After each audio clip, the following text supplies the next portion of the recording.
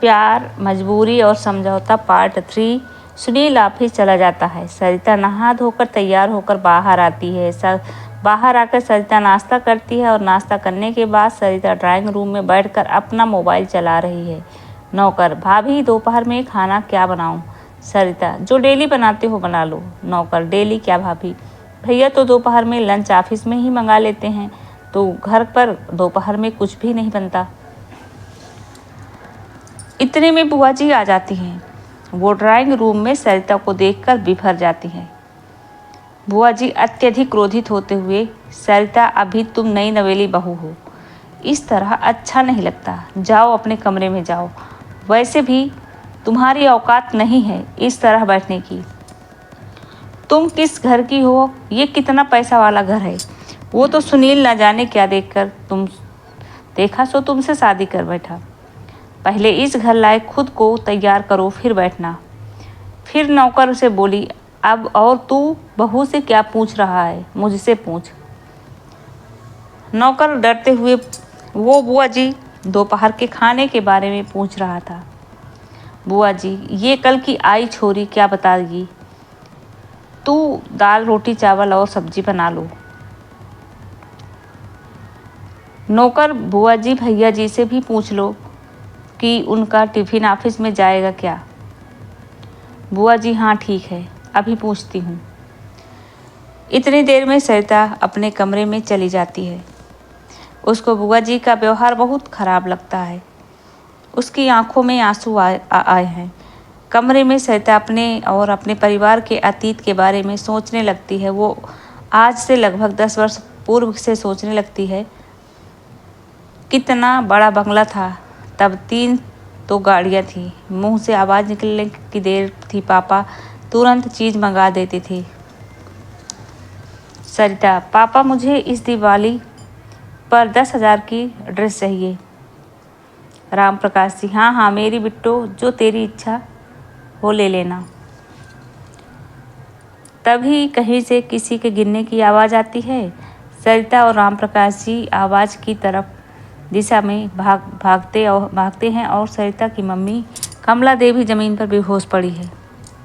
राम प्रकाश जी कमला देवी को आवाज़ लगाते हुए, परंतु कमला देवी कोई प्रतिक्रिया नहीं देती।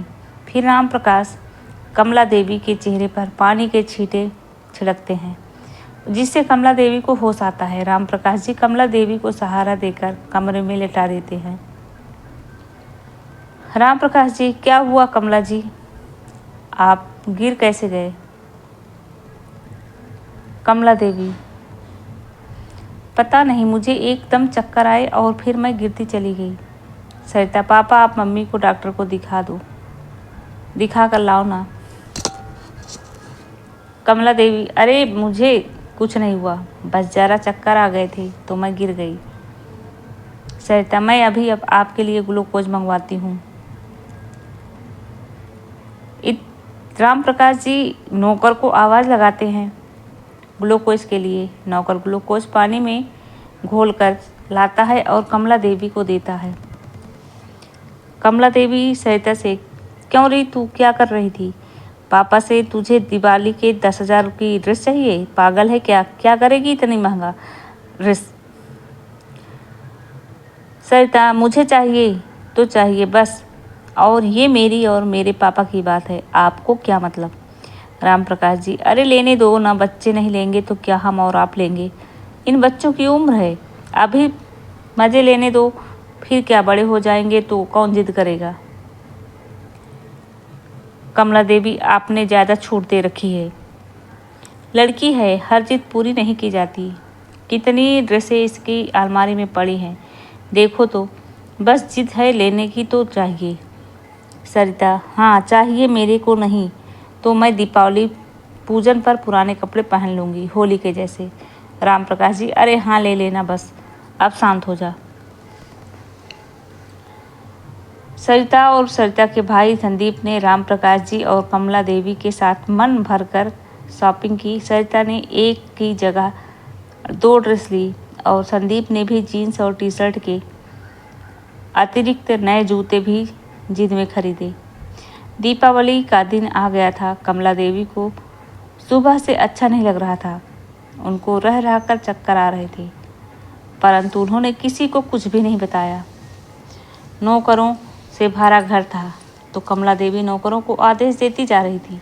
नौकर काम निपटाते जा रहे थे। धीरे धीरे शाम का पूजन का समय भी आ गया। राम प्रकाश जी अपनी फैक्ट्री का पूजन कर घर आ चुके थे और घर के पूजन की व्यवस्था देख रहे थे। आज सरिता ने जो ड्रेस पहनी थी उसमें वो बहुत ही खूबसूरत लग रही थी।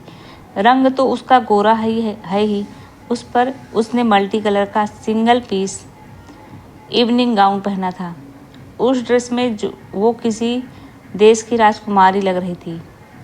कुछ मिनटों में राम प्रकाश जी ने सभी को पूजन के लिए बुलाया। कमला देवी जैसे ही पूजन के लिए आई, उनको चक्कर आए और वो गिर पड़ी।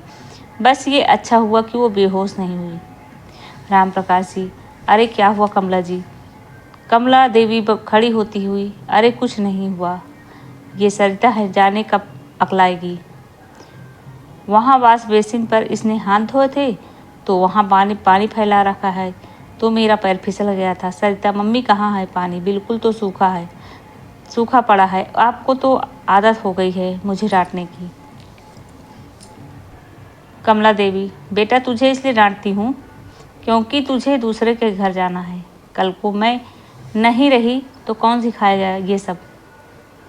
राम प्रकाश जी नाराज होते हुए, क्या कमला जी, आप पूजन के समय ऐसी अपशगुन की बातें कर रही हो? मरे हमारे दुश्मन, आपको तो 100 साल जीना है।